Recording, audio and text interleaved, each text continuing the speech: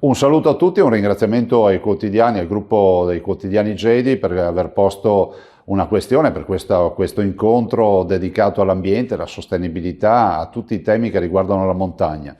Non è un caso che si faccia a Belluno, che se ne parli a Belluno, visto e considerato che la provincia di Belluno è una delle due province in Italia totalmente montanee, assieme alla provincia di Sondrio.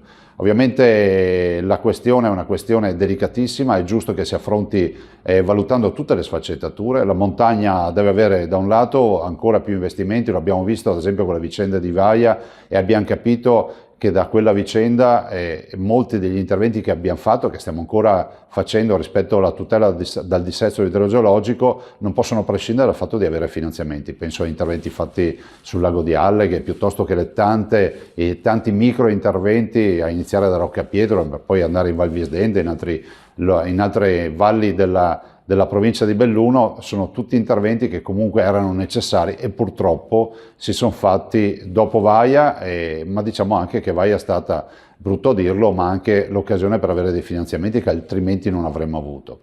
Dall'altro, quando si parla di sostenibilità, si parla anche della presenza dell'uomo in montagna. Ricordiamoci che una montagna senza la presenza umana è una montagna che non ha futuro. La provincia di Belluno conosce questo primo problema, che è il tema dello spopolamento, e per evitare lo spopolamento bisogna portare e mantenere servizi in montagna, a iniziare da quelli sanitari, ma poi molti altri servizi. E dall'altro voglio anche ricordare che, ad esempio, il tema che abbiamo posto, che oggi si è concretizzato con la partita delle Olimpiadi, è un tema che vuole anche dare una risposta su questo fronte.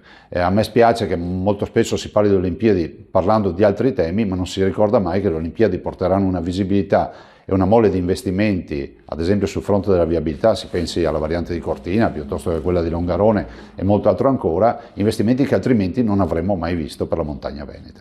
Quindi ancora grazie e un buon lavoro a tutti.